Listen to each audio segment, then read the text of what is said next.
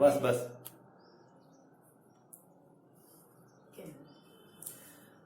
નમસ્તે વિદ્યાર્થી મિત્રો, હું ધીરજ સર આપ સર્વનું સ્વાગત કરું છું. આજે આપણે ધોરણ 12 ની અંદર પ્રકરણ નંબર 8 પર્યાવરણ અને વર્તનની અંદર મહત્વના પ્રશ્ન એવા એક પ્રશ્નની આપણે આજે ચર્ચા કરવાની છે. એ છે કે માનવ વર્તન પર પર્યાવરણની અસર, કે મનુષ્યના વર્તન ઉપર પર્યાવરણની શું અસર થાય છે. તો આની અંદર 3 મુદ્દાઓ છે. આપણે મુદ્દાઓની ચર્ચા કરશું. 3 મુદ્દા તમારે પરીક્ષાની અંદર, શોર્ટ નોટની અંદર, ક્યારેક 5 માર્ક્સની અંદર પૂછાય છે. એમાં 3 મુદ્દાઓની અંદર આપણે જોઈએ તો ઘોંઘાટનું પ્રદૂષણ, ત્યારબાદ હવાનું પ્રદૂષણ, અને નંબર 3 એ છે ભીડ અને ગીચતાનું પ્રદૂષણ. તો આપણે સ્ટેપ બાય સ્ટેપ 3ની ચર્ચા કરશું.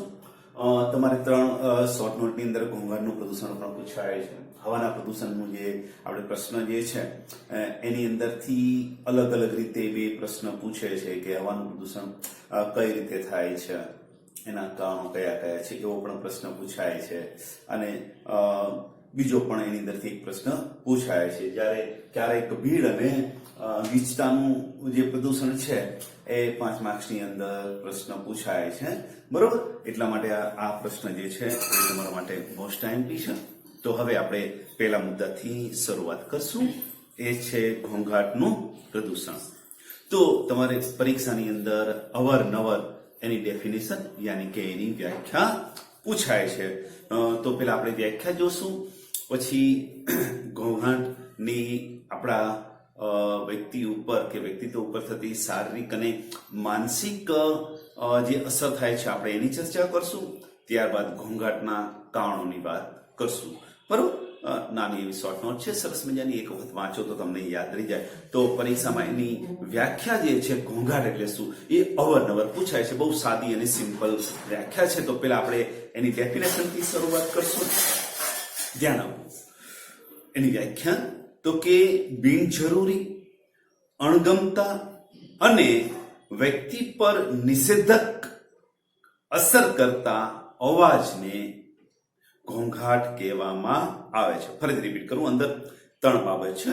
નંબર 1 બિનજરૂરી, કે આપણે એ વખતે અવાજની કોઈ જરૂર જ ન હોય, એટલે કે બિનજરૂરી, આપણા માટે એ ફાયદાકારક ન હોય.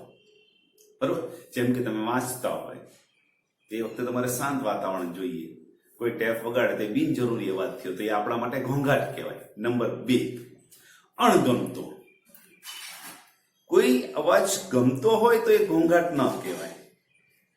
મારી વાત સમજો. અને ન ગમતો હોય તો એ ઘોંઘાટ કહેવાય. કોઈ એક વ્યક્તિ માટે કદાચ એ ઘોંઘાટ હોય તો બીજા માટે એ ઘોંઘાટ ના હોય. જેમ કે અત્યારના યંગ લોકો જે છે એમને જે ફિલ્મી ગીતો કે પોપ ગીતો ગમે છે, બહુ જ ઘોંઘાટિયા હોય છે અને બહુ હાઈ વોલ્યુમ વાળા હોય છે. તો કદાચ 2 વ્યક્તિ બેઠા હોય, એક વૃદ્ધ વ્યક્તિ બેઠા હોય અને એક યંગ વ્યક્તિ બેઠો હોય, તો જે યંગ વ્યક્તિ છે એને મજા આવતી હશે. આમ એ પોપ ગીતો કે પોપ રોક ગીતો બધા સાંભળીને ઊંચા અવાજ વાળા એને મજા, એને ઘોંઘાટ નહીં લાગે. જ્યારે પેલા વૃદ્ધ વ્યક્તિ બેઠા છે એને એ ગીત ગમતું જ નથી, એ સોંગ ગમતા જ નથી, તો એના માટે એ ઘોંઘાટ કહેવાય છે. આ બીજી વાત. નંબર 3 કે વ્યક્તિ પર નિષેધક અસર કરતા અવાજને ઘોંઘાટ કહેવાય. નેગેટિવ પ્રકારનું, ક્યારેક એ અવાજના કારણે એને મેન્ટલી અસર થતી હોય, મેન્ટલી આમ ડિસ્ટર્બન્સ થતું હોય, ક્યારેક ફિઝિકલી, જેમ કે તમે કોઈ કામ કરતા હોઈએ, બરોબર, તો કામ કરતી વખતે બહુ ઘોંઘાટ થતો હોય ને તો તમારે એ કામ ઉપર ધ્યાન આપવામાં વધારે શક્તિ વપરાય. મેન્ટલી અને ફિઝિકલી બંને રીતે તમને એ ડિસ્ટર્બન્સ કરતું હોય તો એને ઘોંઘાટ કહેવામાં આવે છે. ફરીથી રિપીટ કરી દઉં કે બિનજરૂરી, અણગમતા અને વ્યક્તિ ઉપર નિષેધક અસર કરતા અવાજને ઘોંઘાટ કહેવામાં આવે છે. તો આ એની ડેફિનેશન છે. હવે આપણે થોડી આગળ વાત કરીએ. એ છે ઘોંઘાટની શારીરિક અને માનસિક અસરો કેવી થાય છે. કારણ કે ઘોંઘાટની 2 પ્રકારની અસર થઈ શકે છે. એક છે શારીરિક અને બીજી છે માનસિક. તો પેલા આપણે માનસિક અસરોની વાત કરશું. જોજો કે ઘોંઘાટ વાળું જે વાતાવરણ હશે ને તો અહીંયા વ્યક્તિને તીવ્ર ઉત્તેજના એટલે કે આમ ક્યારેક ક્રોધ ચડે, આમ ચીડિયાપણું થાય. જેમ કે તમે વાંચતા હોય તો આજુબાજુ ટીવી વગાડતા હોય કે નીચે કોઈ છોકરાઓ રમતા હોય, તમારા સમજ આમ ચીડિયો છો, આમ ગુસ્સા જેવો ઉત્તેજના આવી જાય કે આ શું બધું થઈ રહ્યું છે એમ. બરોબર. બીજું કે તણાવ, ટેન્શન ઉત્પન્ન થાય. ઘણી વખત તમે જો બહુ ઘોંઘાટ વાળા તમે વાતાવરણની અંદર જાઓ તો તમે ટેન્શન થઈ જાઓ તમે. પછી તમે ધ્યાન આપવું હોય તો તમારા બે ધ્યાન પણ આવે. જેમ કે તમે કોઈ આમ ધ્યાનપૂર્વક કામ કરતા હોય ને તો તમારું ધ્યાન અહીંયા ના રહે, વારાઘડી અવાજ તરફ જાય. બીજું કે ઘણી વખત તમે વાંચતા હોય ને તો વાંચન શક્તિમાં તમારા ઘટાડો થાય અને ક્રિયા શક્તિમાં પણ ઘટાડો થાય જેવી પરિસ્થિતિઓ સર્જાય છે. આ મેં તમને વાત કરી એ આપણે માનસિકની વાત કરી. હવે થોડી આગળ જઈએ કે જે વ્યક્તિ ઘોંઘાટીયુક્ત વાતાવરણમાં રહેતા હોય તેઓની શારીરિક અને માનસિક શક્તિઓ વધુ વપરાય છે. હમણાં આગળ તમને બધા એક્ઝામ્પલ આપ્યા કે જે જોજો ઘણા લોકો છે ને મેન માર્કેટો અહીંયા રહેતા હોય, મેન બજાર હોય અહીંયા રહેતા હોય તો એ લોકોને આખો દિવસ વાહનોની ને લોકોની ને અવર જવર સતત ચાલુ હોય તો એ લોકોને તમે જુઓ ને તો એમનું માનસિક સ્વાસ્થ્ય જે છે ને એ થોડું વીક હોય છે, એમનો સ્વભાવ ચીડિયો થઈ ગયો હોય છે અને એમનામાં બે ધ્યાન પણ ઘણા બધા પ્રોબ્લેમ ઉત્પન્ન થતા હોય છે. તો આવા લોકો જે છે ને એ શારીરિક અને માનસિક રીતે ઝડપી થાકી જતા હોય છે, જલ્દી થાકી જાય છે. હવે આપણે ઘોંઘાટના કારણોની વાત કરીએ તો બે કારણો છે. બરોબર. પહેલું કારણ છે ઘોંઘાટનું મુખ્ય કારણ અપ્રિય અવાજ. આપણી બાજુ ઘણા બધા અવાજો થતા હોય છે પણ જે આપણને નથી ગમતો અવાજ તો એ આપણા માટે ઘોંઘાટ છે. આ પહેલું કારણ. મેં હમણાં આગળ તમને એક્ઝામ્પલ આપ્યું કે કોઈ યંગ વ્યક્તિ હોય તો એને પોપ ગીત ગમતું હોય તો એના માટે ઘોંઘાટ નથી, પણ જે વૃદ્ધ વ્યક્તિ છે એને એવા સોંગ નથી ગમતા તો એના માટે એ અપ્રિય અવાજ છે, એટલા માટે એ ઘોંઘાટ થયું.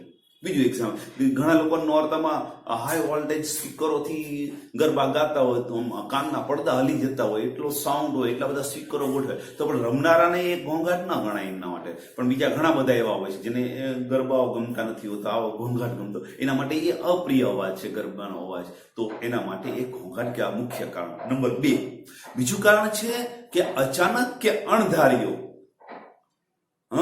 શું સાદી ભાષામાં કહીએ, બીજું કારણ એ છે કે અચાનક કે અણધાર્યો અવાજ કે તમને અપેક્ષા ન હોય કે આ જગ્યાએ મોટો અવાજ થશે કે અણધાર્યો અવાજ થાય તો એ આપણા માટે કહું. જેમ કે દિવાળી હોય, દિવાળી ઉપર તમે જાણો છો બેસતું વર્ષ કે દિવાળી હોય ત્યારે લોકો ફટાકડા ફોડતા હોય છે અને કહેવાય ને એ વખતે લોકોને આમ જો તો મોસ્ટલી 90% લોકોને ઘોંઘાટ નથી લાગતો, કારણ કે એ કેવો છે અણધાર્યો અવાજ નથી, લોકોને ખબર જ છે કે આજે દિવાળી છે તે લોકો ફટાકડા ફોડે છે. તો એ કારણ કે અણધાર્યો હોય ને, પણ ઘણી વખત એવું થાય કે આડા દિવસે તમે શાંતિથી બેઠા હોય ને કોઈ સુધડી બોમ્બ ફોડે, એની અપેક્ષા ન હોય, અણધાર્યો અવાજ હોય ને તો તરત જ તમને એ ઘોંઘાટ લાગશે કે આ કોણ અત્યારે આવા ફટાકડા ફોડે છે. નાનો એવો ફટાકડી ફોડશે ને તો એ તમે ગરમ થશો કે એ બંધ કર કે દિવાળી નથી તે તમે ફટાકડા ફોડો છો. એટલે કહેવાય ને અચાનક કે અણધાર્યો. પણ આગાહીક્ષમ જે અપેક્ષિત આગાહીક્ષમ અવાજ પ્રત્યે આપણે અનુકૂળ સાધીએ છીએ, આપણને ખબર હોય કે આ ટાઈમે આવો અવાજ થશે કે આ ટાઈમે આ પ્રકારનો ઘોંઘાટ, તો એ વખતે આપણે એડજસ્ટમેન્ટ થાય. જેમ કે સવારના પોરમાં આમ 5:30-6 ની આજુબાજુ તમે જુઓ તો પંખીઓ છે સરસ મજાનો મધુરો અવાજ કિલકિલાટ કરતા હોય છે. તો આ અવાજ આપણને ખબર છે કે સવાર પડે એટલે પક્ષીઓ સરસ મજાનો કિલકિલાટ કે અવાજ મધુરો અવાજ કરશે, તો એ આગાહીક્ષમ છે, આપણને ખબર છે. એટલા માટે એ અવાજ પ્રત્યે આપણે અનુકૂલન સાધી શકીએ છીએ, એ આપણને ઘોંઘાટ લાગતો નથી. ટૂંકમાં ઘોંઘાટવાળા વાતાવરણમાં પણ વ્યક્તિ અવાજ પ્રત્યે નિયંત્રણ કરી શકે તો તેની નિષેધક અસર ઓછી જોવા મળે. ઘણા લોકો તમે જોતા હશો કે રેલવેની આજુબાજુ રહેતા હોય કે મેઇન માર્કેટમાં રહેતા હોય, પછી એમને એ આજુબાજુનો અવાજ સંભળાતો પણ નથી. આપણે તમને પૂછો ને કે એટલો બધો અવાજ, તો કે અમને તો અવાજ સંભળાતો નથી, કારણ કે એ લોકો એડજસ્ટમેન્ટ કરતા શીખી ગયા હોય છે. ટૂંકમાં આપણે એમ કહીએ કે જે લોકો આવા ઘોંઘાટવાળા વિસ્તારોમાં રહે છે કે સ્થળો ઉપર રહે છે તો એ લોકોને કેવી કેવી સમસ્યાઓ ઉત્પન્ન થાય છે, આપણે એની એક નાનો એવો પ્રશ્ન છે એને છેલ્લે ચર્ચા કરી પછી આ પોઈન્ટ પૂરો કરીએ. જેમ કે એરપોર્ટ છે, રેલવે સ્ટેશન છે, અથવા રેલવે લાઇન પાસે રહેતી વ્યક્તિઓ જે છે, અથવા વિમાન કે ટ્રેનોની અવર જવરને કારણે અથવા આવા સ્થળો ઉપર રહેતા લોકો મોટા અવાજથી એમને ઘણા બધા નુકસાનો થાય છે. કેવા કહેવાનું એક વાક્યમાં તમારો પ્રશ્ન પૂછાય છે ક્યારે કેવું તો કે એમને સ્મૃતિ લોપ એટલે કે એમની મેમરી લોસ થાય છે, મેમરી થોડી ઓછી થઈ જાય છે, બહેરાશાઈ જાય છે, લોહીનું ઊંચું દબાણ જેવી સમસ્યાઓથી આવા લોકો પીડાતા હોય છે. તો અહીં આપણે ઘોંઘાટની શોર્ટ નોટ પૂર્ણ કરીએ. હવે આપણે જો બીજો પ્રશ્ન જે છે આપણે એની ચર્ચા કરીએ, એ છે હવાનું પ્રદૂષણ. તમારા શોર્ટ નોટની અંદર પૂછાય છે. પેલો પ્રશ્ન એમ પૂછાય છે કે હવાનું પ્રદૂષણ કઈ રીતે થાય છે. તો તમને આપણે પેલા એના કારણોની આપણે ચર્ચા કરશું. આ બધા પ્રશ્નોથી તમે પરિચિત જ છો એટલે બહુ આપણે એના વિશે ચર્ચા કરવાની જરૂર નથી, પણ છતાં જેટલી આપણા અભ્યાસક્રમમાં છે એટલી આપણે ચર્ચા કરીએ.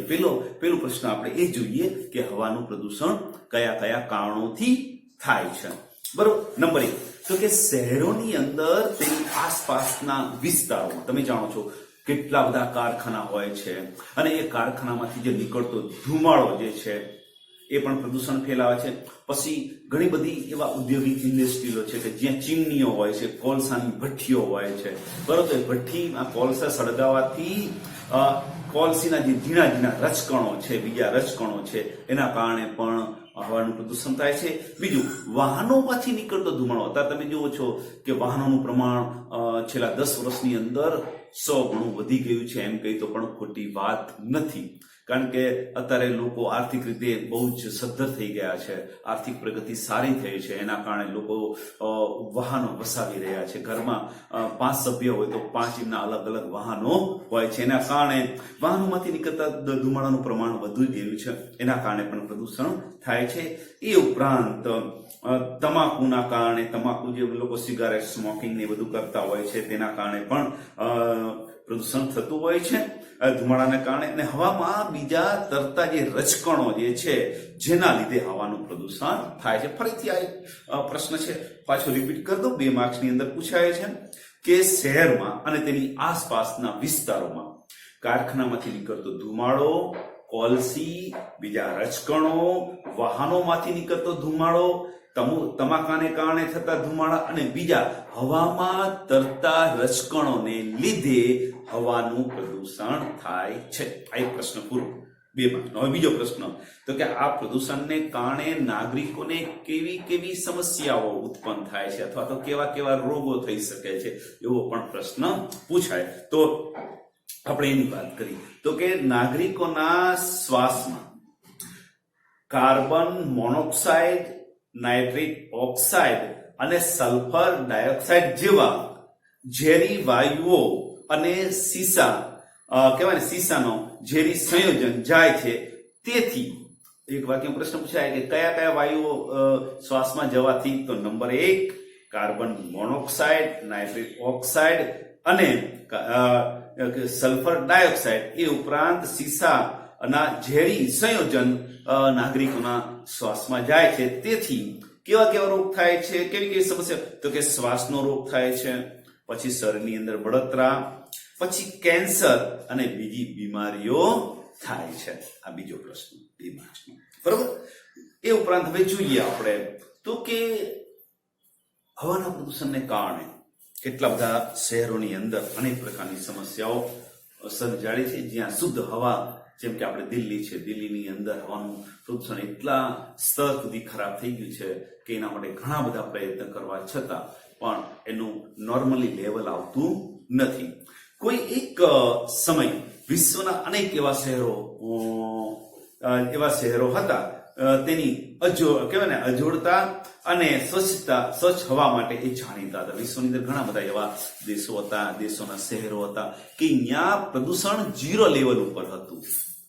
ત્યાં પ્રદૂષણ બિલકુલ હતું. પણ હવે એ શહેરો પણ હવાના પ્રદૂષણમાં પલટાઈ ગયા છે. પેલા આપણે જોઈએ કે કયા કયા એ દેશો હતા માટે જાણીતા હતા. એટલે કે વર્તમાન સમયમાં આ શહેરોમાં પણ હવાનું પ્રદૂષણ એવી કહેવાય ને પ્રદૂષણથી એવા બન્યા છે કે ત્યાં નિવાસ કરતા વ્યક્તિઓને હોસ્પિટલમાં દાખલ કરવાની જરૂર પડે છે અને કહેવાય ને તેઓના અંશે અમુક અંશે એમના સ્વાસ્થ્ય બગડે છે. ક્યારેક હવાના પ્રદૂષણથી ઘણા લોકોનું મૃત્યુ પણ થાય છે. અત્યારે તમે જાણો છો કે હવાનું પ્રદૂષણ એ કોરોના માટે પણ નુકસાનકારક છે.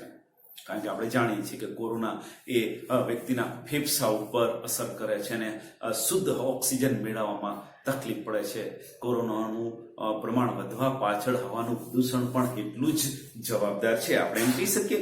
હવે થોડાક આપણે શહેરોની વાત કરી લઈએ તો કે અર્જેન્ટિનાની રાજધાની બિલેનોસ એરિઝ, કોલોરાડો રાજધાની કેનવર, સ્પેનની રાજધાની મર્ટિટ, પશ્ચિમ જર્મની રાજધાની લોન, એ ઉપરાંત ઇટાલીની રાજધાની રોમ વગેરે શહેરો વર્તમાનમાં પોતાની જે સ્વચ્છ હવાની જે હવા કહેવાય ને હવાવાળા શહેરો તરીકે જે પ્રતિષ્ઠા હતી એ ગુમાવી રહ્યા છે.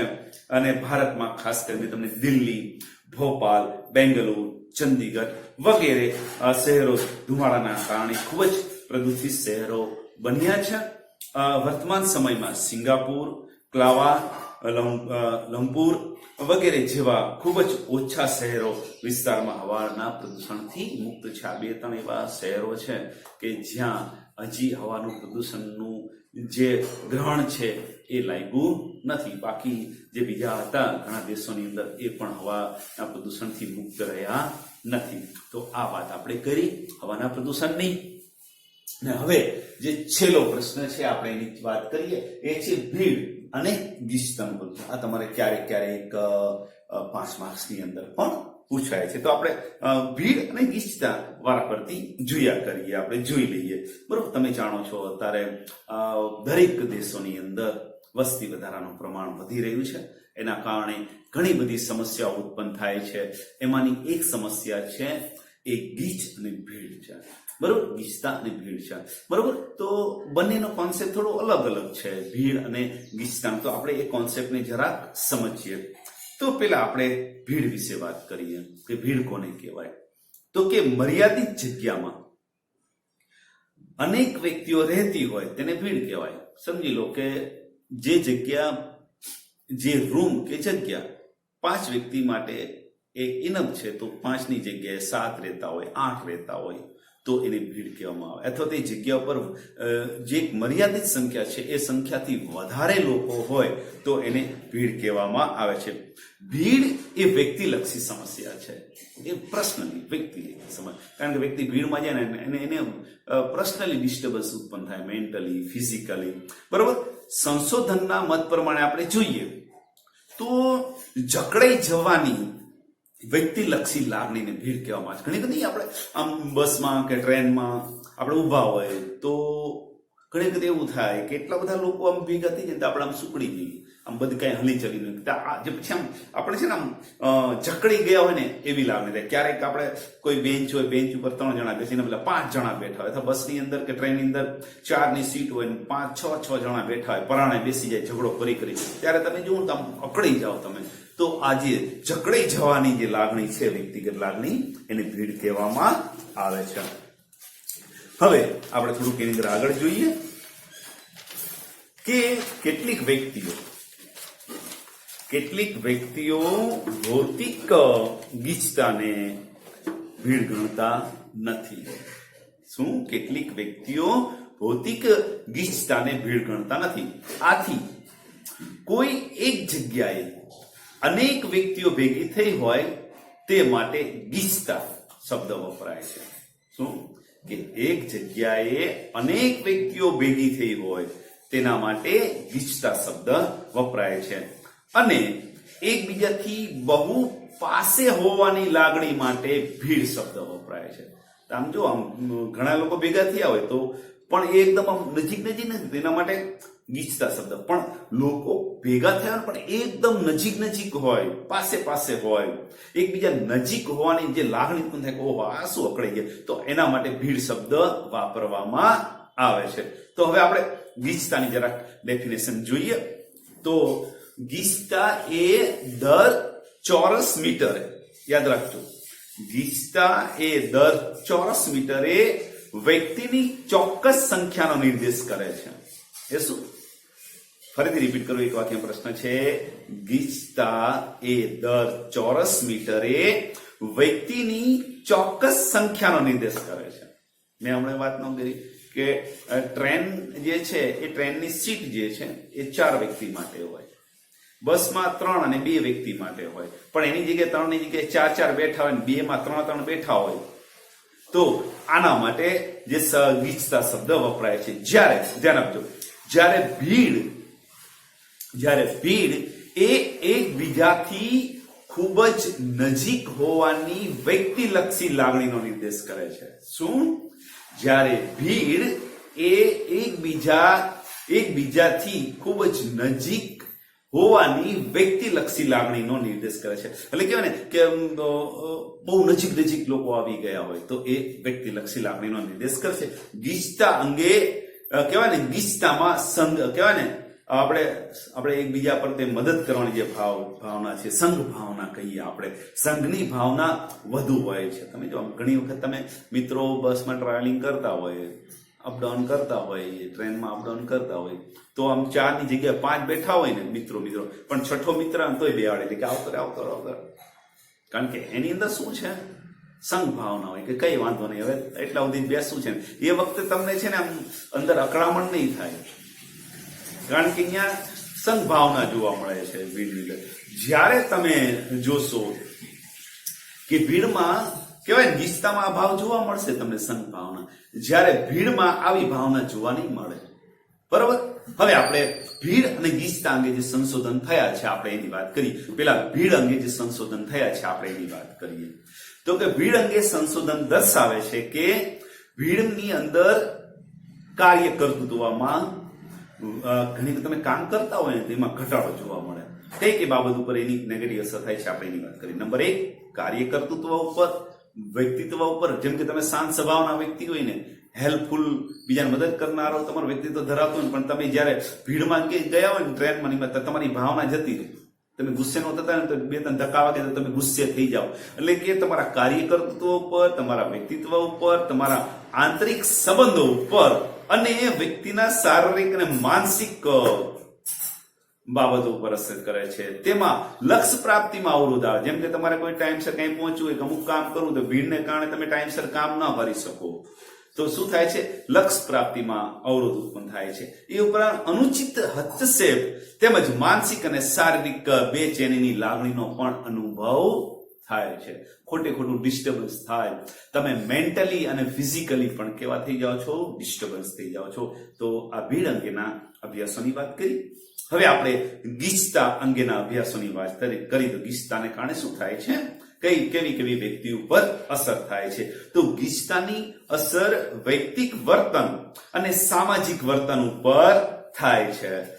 તેમનામાં આક્રમકતા વધે છે અને મદદરૂપ થવાના વર્તનમાં ઘટાડો થાય. મેં કીધું ટ્રેનમાં તમે બેઠા હોય ને તો તમે જગ્યા રાખી બેઠા હોય તો બીજો વ્યક્તિ આવે ને તો તમને બેસાડવાનું મન ન થાય. જો ધક્કામુક્કી કરે ને તો તમારામાં આક્રમકતા વધી જાય અને ઝઘડો થઈ જાય. એટલે કહેવાય ને આની અંદર આક્રમકતા વધે છે અને બીજાને હેલ્પ કરવાની જે આપણી ભાવના હોય છે ને એ એટલી બધી રહેતી નથી. કારણ કે આપણે જ મેન્ટલી અને ફિઝિકલી ડિસ્ટર્બન્સ હોય છે.